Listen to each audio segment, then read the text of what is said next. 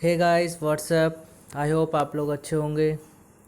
चलिए दोस्तों, आप लोगों की बहुत सारी क्वेरीज़ आ रही थी कि इम्पोर्टेंट कंप्यूटर के ऊपर कुछ क्वेश्चंस दीजिए जिससे रिवीजन हो सके। तो आज हम आपके लिए लेकर के आए हैं इम्पोर्टेंट कंप्यूटर क्वेश्चंस लेकर के आए हैं। देखते हैं उनके बारे में।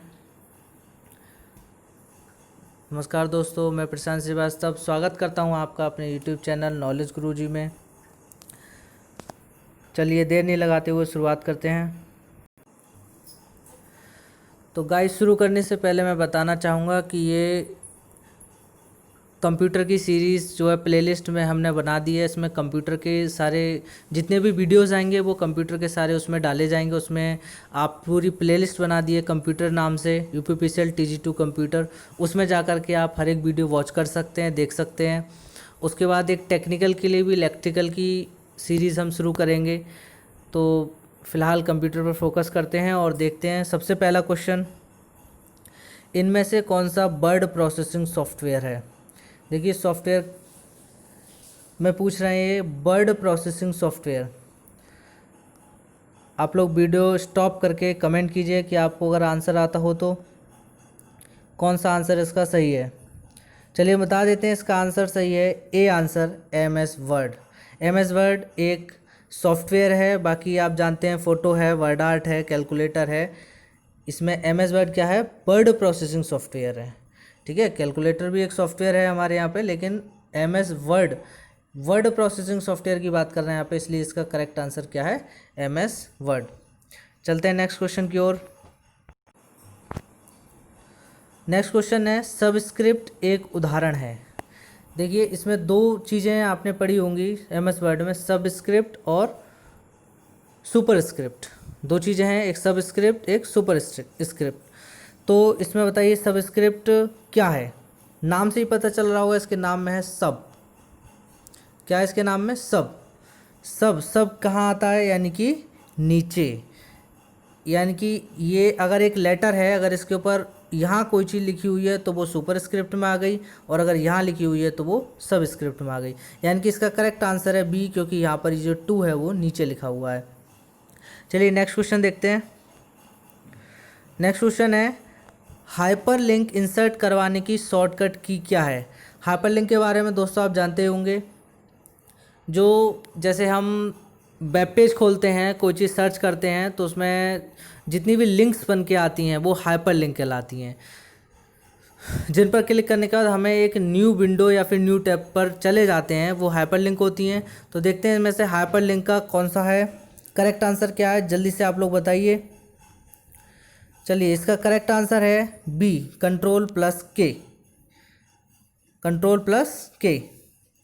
ठीक है, चलते हैं नेक्स्ट क्वेश्चन की तरफ। नेक्स्ट क्वेश्चन है, वर्ड रेप का क्या अर्थ है? वर्ड वार्प का क्या अर्थ है? ठीक है, वर्ड वार्प जो होता है वो MS वर्ड में बहुत ही ज़्यादा यूज़फुल होता है। वर्ड वार्प का क्या वर्क है? टेक्स्ट को स्वतः अगली लाइन में पहुंचना। जो टेक्स्ट होता है वो खुद ही अगली लाइन में पहुंच जाता है। कई बार क्या होता है, जब न्यूज़पेपर वगैरह में हम लोग आर्टिकल लिखते हैं तो पहला वाला वर्ड हमने बड़ा बनाया, उसके बाद हमें टेक्स्ट इसी के बाद लिखना है तो या तो बड़ा आएगा और छोटा आएगा। छोटा अगर हमें लिखना है तो वो आता नहीं है। तो उस केस में हम वर्ड रैप का इस्तेमाल करते हैं, वर्ड वार्प का इस्तेमाल करते हैं, जो कि टेक्स्ट को खुद ही अगली लाइन में पहुंचा देता है। नेक्स्ट क्वेश्चन देखते हैं, कट कॉपी पेस्ट की क्रमशः शॉर्टकट की क्या है? देखिए, कट के बारे में आप सब लोग जानते हैं। कट की शॉर्टकट की जो है वो क्या है? Ctrl+X। कॉपी की क्या है? Ctrl+C। और पेस्ट की क्या है? Ctrl+B। तो इसमें से कौन सा आंसर आपके अकॉर्डिंग करेक्ट है?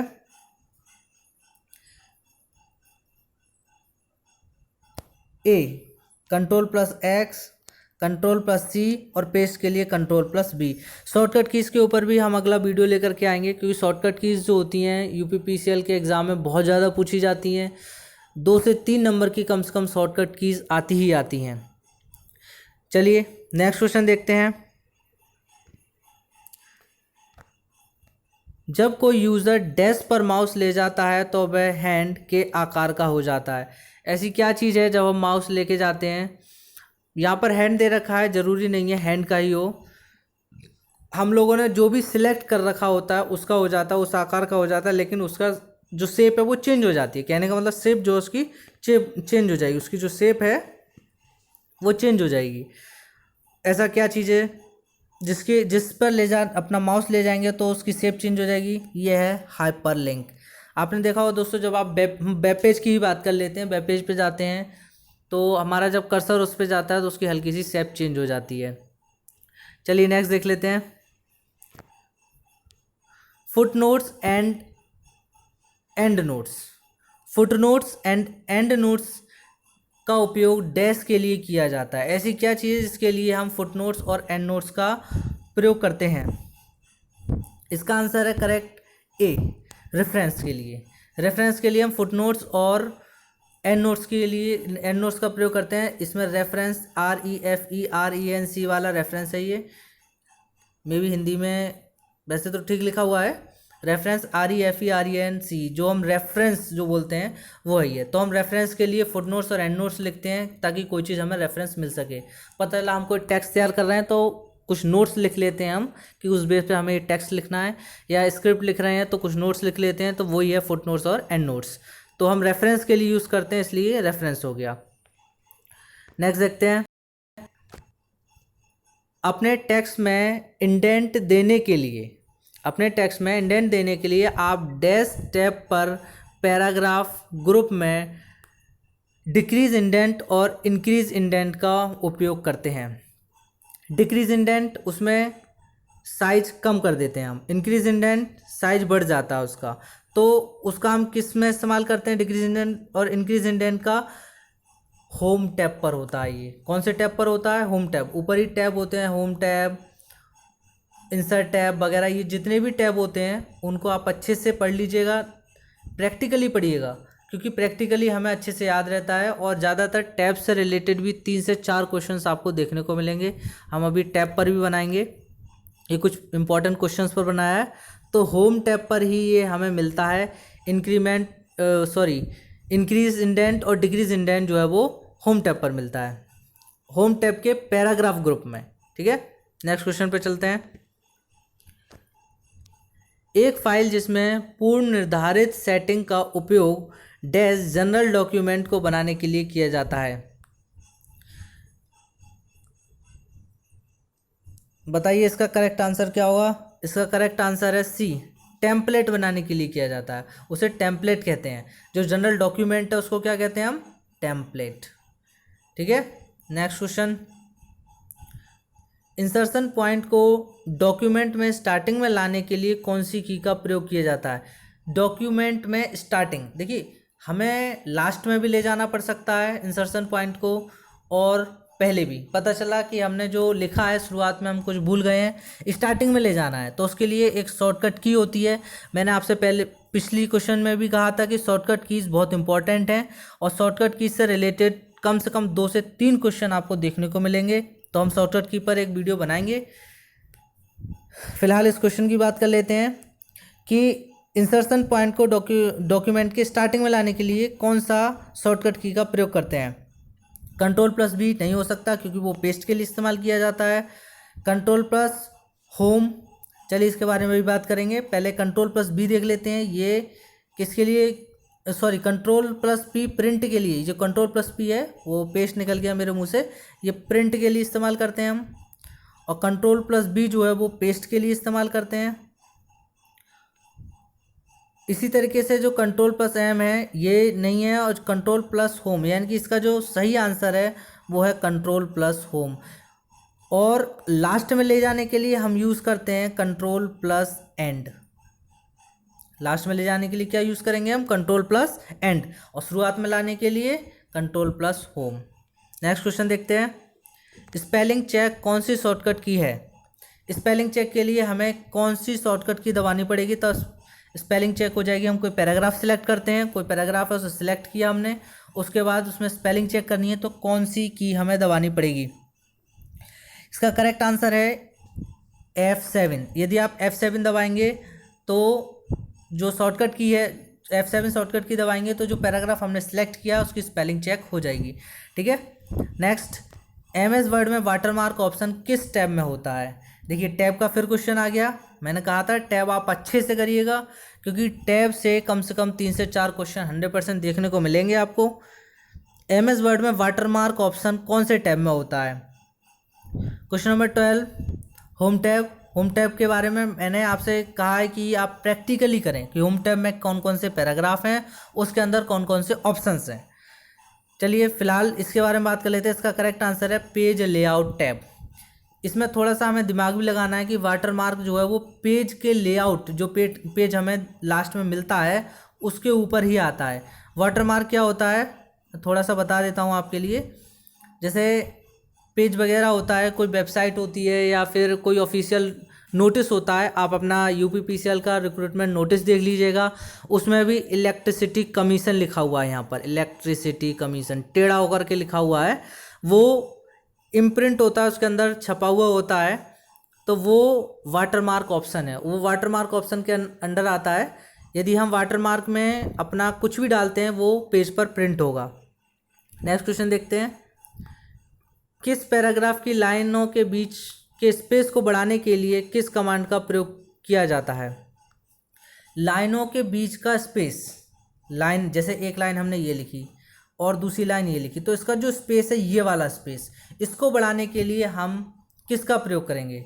इंडेंट का प्रयोग नहीं। इंडेंट का प्रयोग किस लिए किया जाता है? ये जो इंडेंट है इसका प्रयोग किस लिए किया जाता है? लेफ्ट में लाना है, राइट में लाना है या फिर सेंटर में लाना है, ये जो है वो इंडेंट में आता है। इसका ऑप्शन तो साफ साफ लाइन स्पेस है। ठीक है, किसका होता है? लाइन स्पेस वाले पैराग्राफ होता है, उसी को हम प्रयोग करते हैं इसके करने के लिए। व्यू मेन्यू में स्प्लिट ऑप्शन का क्या कार्य है?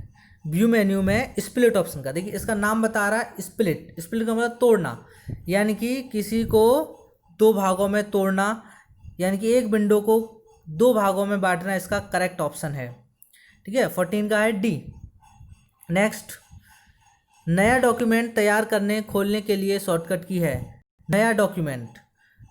अब आप इसी से पूरा, कुछ तो ऑप्शन ऐसे होते हैं जिन्हें आप एक एक करके अलग करके करेक्ट आंसर निकाल सकते हैं, जिसमें देखिए कंट्रोल+C दे रखा है इसमें, ये आपको नॉर्मली पता ही होता है। कंट्रोल+C किसके लिए होता है? कॉपी के लिए होता है। कंट्रोल+V भी आपको पता ही है, कंट्रोल+X कट के लिए, यानी कि ऑप्शन बचता है कंट्रोल+N। तो करेक्ट आंसर क्या है हमारा? कंट्रोल+N, यानी कि करेक्ट आंसर है हमारा बी, कंट्रोल+N, न्यू। नेक्स्ट है एमएस ऑफिस में मिनिमम तथा मैक्सिमम जूम साइज कितनी होती है? तो एमएस ऑफिस में मिनिमम तथा मैक्सिमम जूम साइज होती है 10 से 50।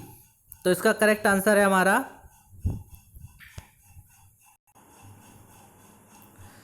इसका करेक्ट आंसर है सी, 10 to 50।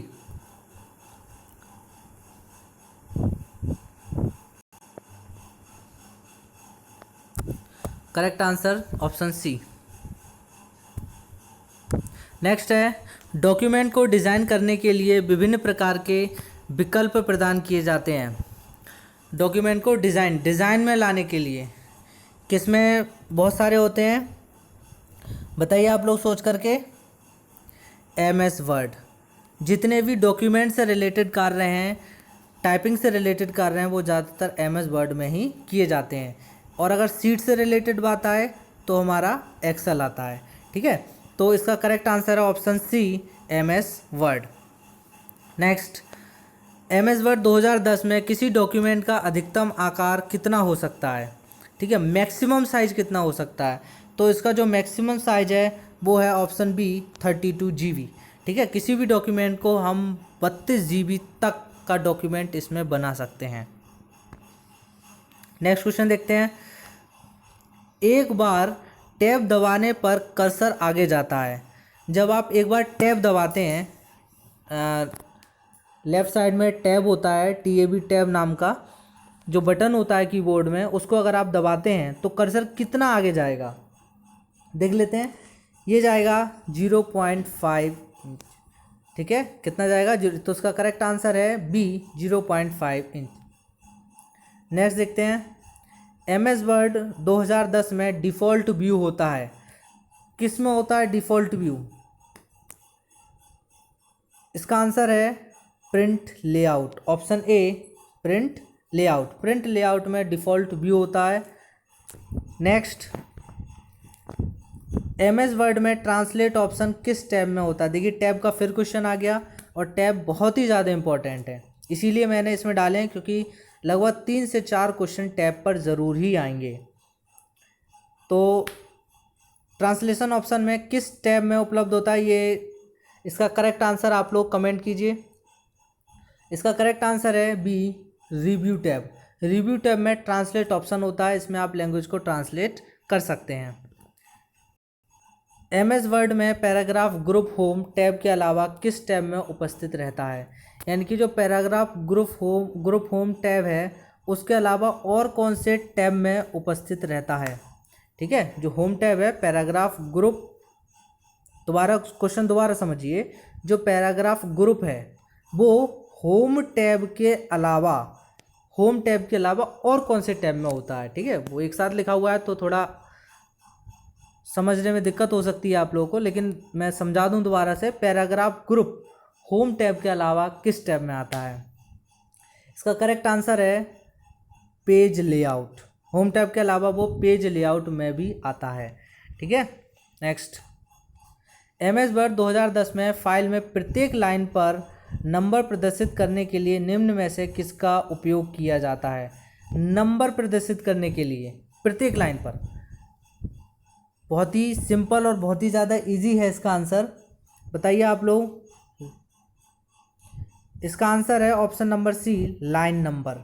ठीक है, बुलेट और नंबरिंग का भी प्रयोग किया जाता है, लेकिन बुलेट और नंबरिंग स्पेसिफिक पैराग्राफ जो होता है उसमें आप बुलेट और नंबरिंग में डॉट स्टार वगैरह जो भी होता है, और नंबर भी रोमन नंबर वगैरह कुछ भी ला सकते हैं, लेकिन यहाँ पर कह रहे हैं प्रत्येक लाइन में। पूरी फाइल की बात कर रहे हैं, ये पैराग्राफ की बात नहीं कर रहे हैं, किसी टेक्स्ट की बात नहीं कर रहे हैं, आर्टिकल की बात नहीं कर, पूरा जितना भी हमारा फाइल है उसमें नंबर लाने के लिए, लाइन नंबर ना लाने के लिए लाइन नंबर टैब का ही प्रयोग हमको करना पड़ेगा। नेक्स्ट देखते हैं, MS वर्ड 2010 में पैराग्राफ का फर्स्ट लेटर कैपिटल और बड़ा प्रदर्शित करने के लिए निम्न में से किसका प्रयोग करते हैं? जो पहला लेटर है हमारा, जैसे हमने लिखा, यही लिखा, मान लीजिए हमने लिखा है बुलेट, इसमें पहला लेटर कैपिटल आ रहा है हमारा। ठीक है, तो पहला लेटर कैपिटल करने के लिए हमें क्या करना पड़ेगा? जिससे कि जैसे आप फुल स्टॉप लगाएंगे, उसके बाद आप ना कैप्स लॉक दबाइए ना शिफ्ट दबाइए, बिना कुछ दबाए ऐसे लिखते जाइए आप। कैपिटल लेटर्स की बात नहीं कर रहा हूँ मैं, स्मॉल लेटर्स में लिख रहे हैं आप, लिखते जाइए। उसके बाद आपका जो, जैसे आप फुल स्टॉप लगाएंगे पैराग्राफ पे, आप फिर नेक्स्ट लेटर लिखेंगे, वो खुद ब खुद कैपिटल हो जाएगा, यानी कि जो फर्स्ट लेटर है वो खुद ब खुद बड़ा हो जाएगा। किसका प्रयोग करने पर? तो उसका करेक्ट आंसर है बुलेट। ठीक है, नेक्स्ट, MS वर्ड 2010 में इंफॉर्मेशन ऑप्शन का प्रयोग किस लिए किया जाता है? इंफॉर्मेशन ऑप्शन का प्रयोग किस लिए किया जाता है? इसका करेक्ट आंसर है बी पासवर्ड के लिए। आई होप आप लोगों को ये वीडियो पसंद आई होगी।